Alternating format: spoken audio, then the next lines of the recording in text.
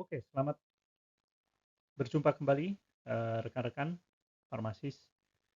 Kali ini kita akan membahas satu bab yang urutannya paling pertama di CPOB kita, yaitu sistem mutu industri farmasi, di mana kita sebagai pelaku industri tentunya harus memastikan kualitas, keamanan, dan efektivitas obat.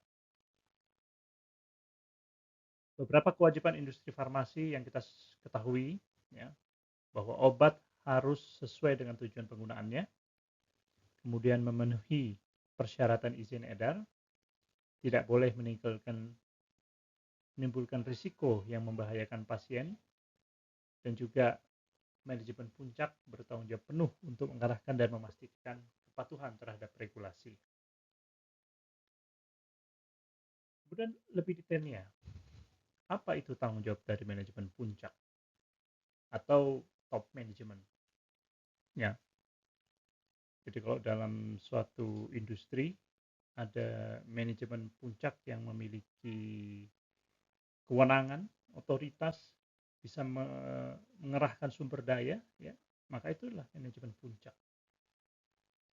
Nah, manajemen puncak menurut CPOB itu bertanggung jawab untuk pencapaian sasaran mutu.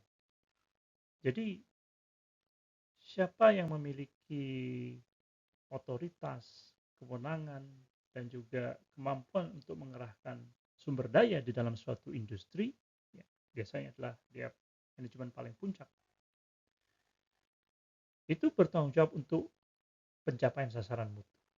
Jadi bukan hanya dari departemen quality, ya, di atasnya bertanggung jawab, ya, sebagai top management itu bertanggung jawab secara umum, ya, untuk pencapaian sasaran mutu. Oleh karena itu, untuk mencapai sasaran mutu itu, top management ini harus memobilisasi sumber daya perusahaan, memastikan komitmen dan partisipasi dari semua tingkat organisasi, bahkan pemasok dan juga distributor. Bagaimana kita mempengaruhi pemasok dan distributor kita supaya juga selaras dengan pencapaian sasaran mutu kita. Dan itu merupakan, ya, kunci keberhasilan dari suatu industri farmasi untuk menerapkan CPOB. Jadi kuncinya adalah kepemimpinan, leadership, ya, kepemimpinan dan partisipasi aktif dari top manajemen. Kemudian apa itu sistem mutu industri farmasi? Ciri-cirinya adalah merupakan suatu sistem yang didesain secara komprehensif dan diterapkan dengan benar. Sistem mutu industri farmasi ini, ya, itu mencakup CPOB dan manajemen risiko mutu. Ya. Jadi kalau ditanya di mana posisi CPOB, CPOB merupakan bagian dari sistem mutu. Ya. Selain CPOB, manajemen risiko mutu itu juga bagian dari sistem mutu. Jadi sistem mutu ini cukup luas, ya. Sistem mutu ini cukup luas.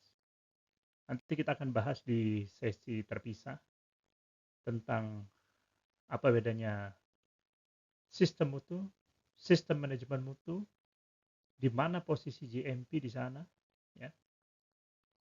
Bagaimana perbandingannya dengan sistem internasional terkini, ya, standar internasional terkini. Kita akan bahas di tempat atau di waktu yang terpisah. Oke, kita lanjutkan tentang apa itu sistem mutu industri farmasi. Tentunya yang ketiga adalah dia harus didokumentasikan dan dipantau efektivitasnya. Memang tidak semua hal itu harus didokumentasikan. Namun, untuk mengetahui apakah sistem mutu itu berjalan dengan baik, ya salah satunya adalah dokumentasi. Ya. Kemudian juga harus dipantau efektivitasnya. Yang keempat, didukung tentu oleh personel kompeten, bangunan dan sarana peralatan yang memadai. Karena kalau sistem mutu industri farmasi itu selain tadi ada CPOB ya, kita lihat tanpa personel yang kompeten ya tidak bisa berjalan suatu sistem itu dengan baik. Begitu juga kalau bangunan dan sarana dan prasarananya serta peralatan itu tidak memadai. Nah, yang kelima, ini yang cukup menarik adalah, namun secara legal, ya, menurut CPOB, bagian QA itu memiliki tanggung jawab legal, ya, khususnya apoteker penanggung jawabnya, ya, apoteker penanggung jawab QA. Oke, jadi ini merupakan role yang mudah begitu ya. Namun tentunya kalau dijalankan dengan benar-benar juga tidak terlalu sulit juga. Kemudian apa itu unsur dasar manajemen mutu? Yang pertama adalah infrastruktur sistem mutu itu sendiri yang terdiri dari struktur organisasi, prosedur, proses, dan sumber daya. Ya. Jadi ini adalah infrastruktur yang dimiliki oleh suatu sistem mutu. Kemudian yang kedua adalah pemastian mutu. Pemastian mutu merupakan tindakan sistematis untuk memastikan produk selalu memenuhi persyaratan.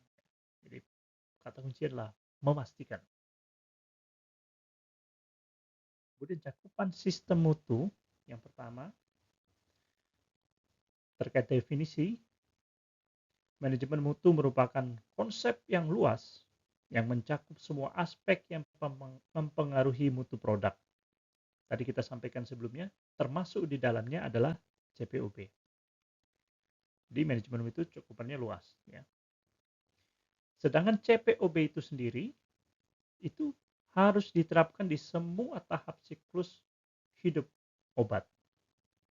Jadi saat produk life cycle, ya, mulai dari uji klinik, ya, kemudian produk transfer, ya, produk transfer dari R&D ke skala produksi, ya, kemudian dari produksi divalidasi, ya, untuk kemudian diproduksi secara komersial, kemudian ada suatu saat dia discontinue atau dihentikan, tidak diproduksi lagi, mungkin dengan berbagai alasan, misalnya secara permintaan pasar sudah tidak memungkinkan secara bisnis, maka produk tersebut bisa saja kita hentikan produksinya. Mungkin sudah ada obat yang lebih baru, kita hentikan produksinya, maka itu adalah siklus tahap akhir dari siklus hidup produk. Nah, jadi CPOB ini kita harus terapkan dari semua siklus tadi. Kemudian yang ketiga adalah sistem dapat diperluas mengikuti ICSQ 10 untuk inovasi dan perbaikan berkelanjutan.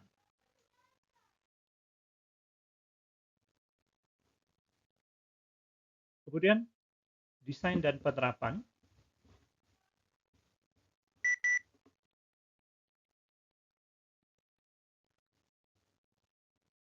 Pertimbangkan luas dan kompleksitas perusahaan.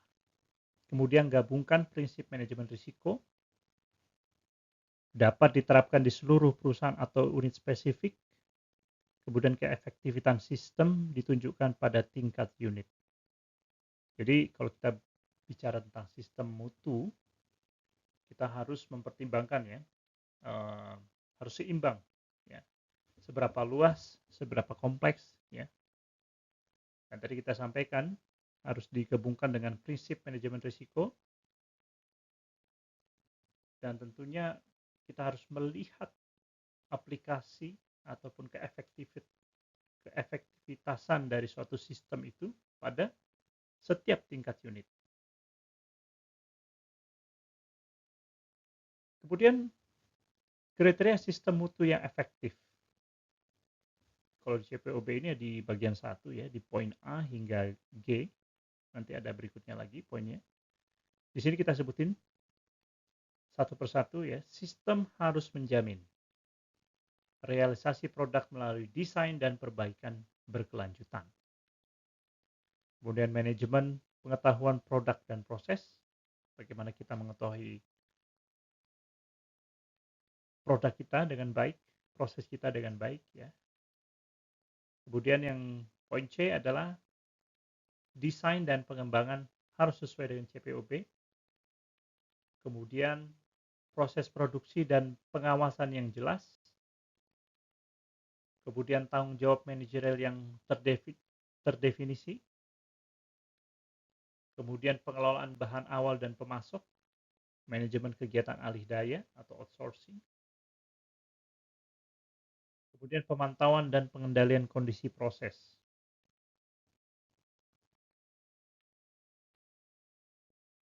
Kemudian investigasi penyimpangan dan tindakan pencegahan.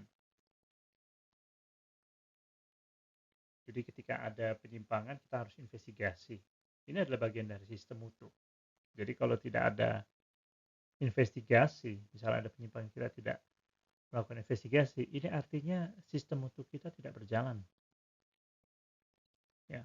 Kemudian melakukan validasi dan pengawasan selama proses. Ini juga merupakan bagian dari kriteria sistem mutu. Kemudian evaluasi dan persetujuan perubahan. Bila mana ada perubahan atau change, maka kita harus mengevaluasinya. Ketika kita melakukan evaluasi dan melakukan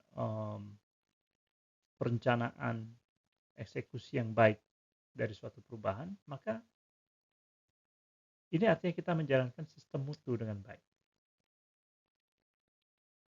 Termasuk setelah perubahan, kita mengevaluasi bagaimana efektivitas suatu perubahan tersebut. Kemudian analisa akar penyebab untuk setiap masalah. Ya. Ini tentunya berhubungan dengan investigasi tadi.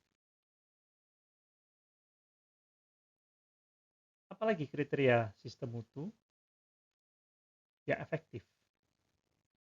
Yaitu adanya penilaian produk dan kajian dokumen. Artinya setiap batch yang kita produksi, kita review produknya, bagaimana hasil IPC-nya, pengawasan selama proses, ya, pengujian produk akhir, bagaimana prosesnya, ya, parameter prosesnya kita review. Ya, ini adalah bagian dari penilaian produk dan kajian dokumen. Kalau kita lakukan itu, maka kita telah menerapkan sistem mutu. Kemudian ada step pelulusan batch oleh penanggung jawab pemastian mutu sebelum didistribusikan. Jadi harus di-approve dulu oleh bagian QA. Kemudian penyimpanan dan distribusi yang mempertahankan mutu. Jadi kita harus pastikan produk yang sudah kita buat, kita simpan dan didistribusikan di tempat yang benar, sesuai dengan kondisinya supaya tidak ada dampak terhadap mutunya. Misalnya suhunya, ya, ataupun kalau sensitif dengan cahaya, ya, dan faktor lingkungan lainnya. Kemudian inspeksi diri dan audit mutu berkala. Ini adalah bagian dari sistem mutu itu sendiri. Terkait dokumentasi dan kajian manajemen,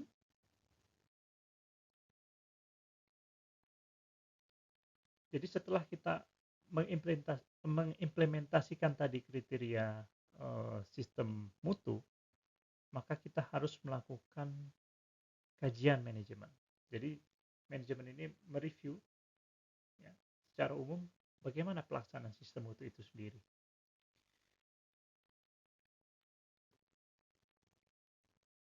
Di sini beberapa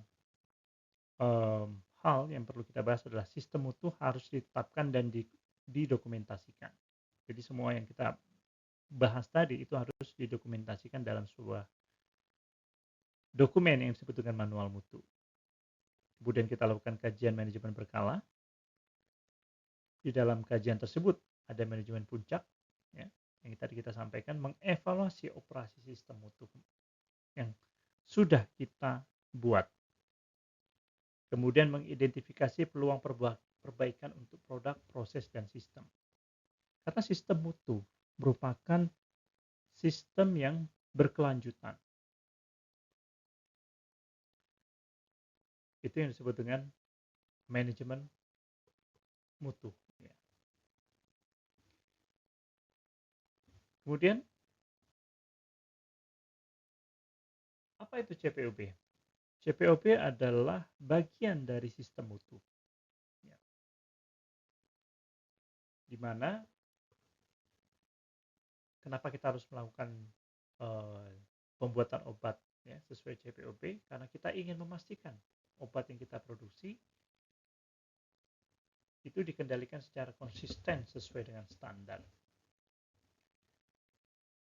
Dan CPOB ini, ya, jadi tadi sistem mutu itu mencakup CPOB, ya. CPOB itu mencakup lagi apa? Produksi dan pengawasan mutu. Jadi di dalamnya adalah ada produksi dan pengawasan mutu. Ini prinsip-prinsip dasar bagaimana kita menerapkan CPOB. Yang pertama adalah proses yang jelas, terbukti, dan konsisten. Seperti apa? Artinya proses yang kita buat itu ada prosedurnya dan dia terbukti melalui validasi dan dimonitor secara berkala untuk memastikan dia konsisten. Ya. Tadi kita sebutkan validasi, kemudian ketersediaan fasilitas. Ya. Kemudian prosedur dan instruksi yang jelas. Setelah itu kita beri pelatihan prosedur dan instruksi yang jelas tersebut kepada operator supaya dilaksanakan dengan benar. Kemudian poin F, pencatatan yang lengkap selama produksi. Jadi prosedurnya sudah kita buat, kita trainingkan, kita eksekusi, kemudian kita catat apa yang sudah kita eksekusi selama produksi. Poin G, investigasi penyimpangan. Bila mana selama proses produksi itu ada penyimpangan, misalnya pengeringan harusnya menurut prosedur dilakukan selama 5 menit, tapi kita lakukan 6 menit. Dengan satu dan lain hal, kita lakukan 6 menit. Mungkin karena LOD-nya tidak tercapai, bisa jadi. Nah, ini harus kita investigasi. Ya. Jadi walaupun LOD-nya tercapai, tapi karena prosesnya sudah ditetapkan di prosedur harus 5 menit, ya, menurut prosesnya sudah tervalidasi, maka kalau misalnya kita mengerjakannya 6 menit, itu harus diinvestigasi supaya dicari tahu. Ya, banyak hal. Bisa jadi mungkin karena bahan baku, bisa jadi karena performa alat, bisa jadi karena instrumen untuk mengukur kadar air berubah, ya, sehingga seolah-olah LOD atau kadar air yang kita, ya, kadar moisture, ya, yang kita ukur itu berbeda dari biasanya. Kalau kita lakukan itu, maka itu bisa mendukung ketertelusuran batch, ya, point high, supaya jelas. Kita bisa menelusuri batch produk kita, misalnya produk batch nomor 12, ya. Ini diambil atau diproduksi dari bahan baku nomor berapa, itu bisa ditelusuri. Kemudian di dalamnya juga ada distribusi yang baik, sistem penarikan batch, penanganan keluhan. Jadi bila ada keluhan, komplain dari customer, ya, pasien, apotek, rumah sakit, ya, kita tangani.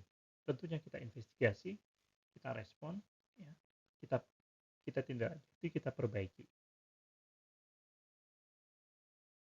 Kemudian di dalam CPOP juga tadi kita sampaikan mencakup quality control atau pengawasan mutu.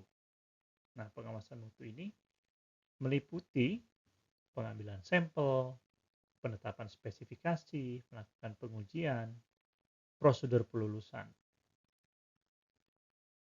Nah, salah satu prinsipnya adalah bahan dan produk tidak boleh diluluskan sebelum mutunya dinilai memuaskan. Jadi tugas QC di sini melakukan pengujian, baik dari bahan baku, gimana sudah bagus, oke, silakan bisa dipakai di proses produksi. Setelah proses produksi selesai menghasilkan produk, produk juga diuji oleh QC, ya, gimana hasilnya bagus, oke, bisa dipasarkan, dirilis untuk dipasarkan.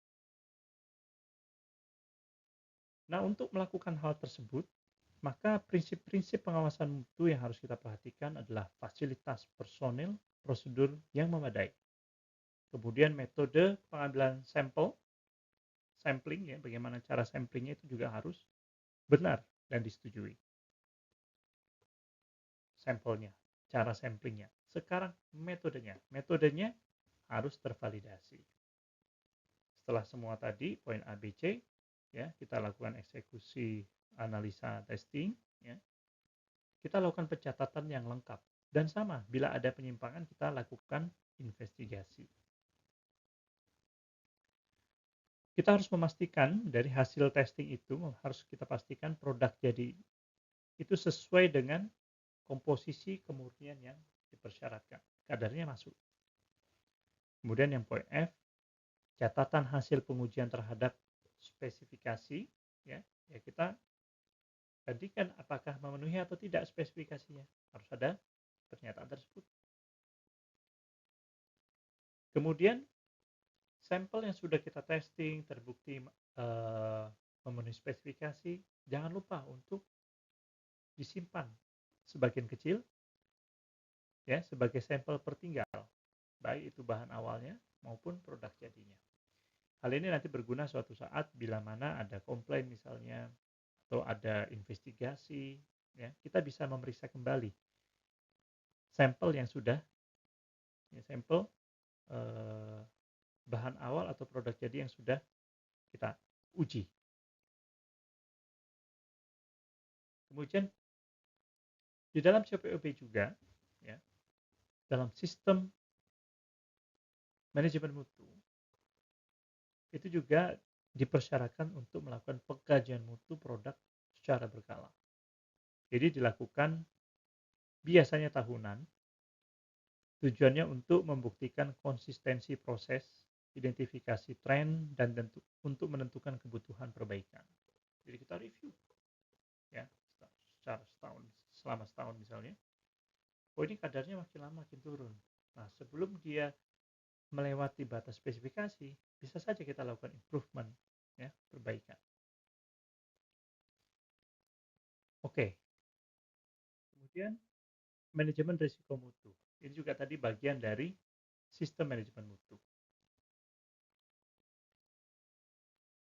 Di dalam manajemen risiko mutu, ya, kita harus ketahui bahwa manajemen risiko mutu itu merupakan proses sistematis. Jadi harus sistematis, tidak bisa acak. Ya. Jadi harus dimulai dari penilaian, pengendalian, komunikasi, dan pengkajian risiko terhadap mutu obat. Kemudian kita juga diharapkan melakukan manajemen risiko mutu yang sifatnya proaktif. Jadi sebelum dia terjadi. Walaupun pada beberapa kasus misalnya, itu kebanyakan kita lakukan reaktif. Misalnya, terjadi penyimpangan tadi, waktu atau lama pengeringan yang biasa standar 5 menit kita 6 menit. Wah, bagaimana nih? risikonya terhadap mutu produk. Bagaimana risiko terhadap mutu produk? Artinya kan kita mencoba menganalisa risikonya, ya, mengakses, menilai seberapa besar risikonya. Nah, penilaian risiko seperti ini adalah yang sifatnya reaktif, ya. Dan diharapkan industri itu memperbanyak, ya, manajemen risiko mutu yang sifatnya proaktif. Artinya sebelum terjadi penyimpangan 6 menit misalnya, apa risiko yang bisa menyebabkan waktu pengeringan itu melewati dari standar yang diterapkan atau yang ditetapkan di batch record atau di prosedur. Nah, itu kita analisa, ya. Bisa misalnya kita lihat dari sisi risiko mesinnya yang mungkin makin lama makin tua, ya. Bagaimana dengan variasi bahan baku, ya. Itu kita assess sebelum terjadi deviasi tadi. Itu contoh salah satu penerapan proaktif risk management. Nah, dalam menerapkan manajemen risiko mutu, beberapa prinsipnya adalah: satu, berbasis pengetahuan ilmiah dan perlindungan pasien. Jadi harus scientific, rasionalnya harus jelas, dan tujuannya adalah untuk perlindungan pasien ujungnya. Kemudian tingkat upaya harus sepadan dengan tingkat risiko. Jadi kalau risikonya sedang, itu tidak bisa dengan risiko, disamakan actionnya dengan risikonya yang besar. Jadi harus seimbang. Jangan sampai kita risikonya padahalnya kecil, tapi kita action yang kita lakukan kita harus invest besar-besaran gitu ya. Sedangkan sebaliknya yang risikonya besar kita tidak ada invest apapun.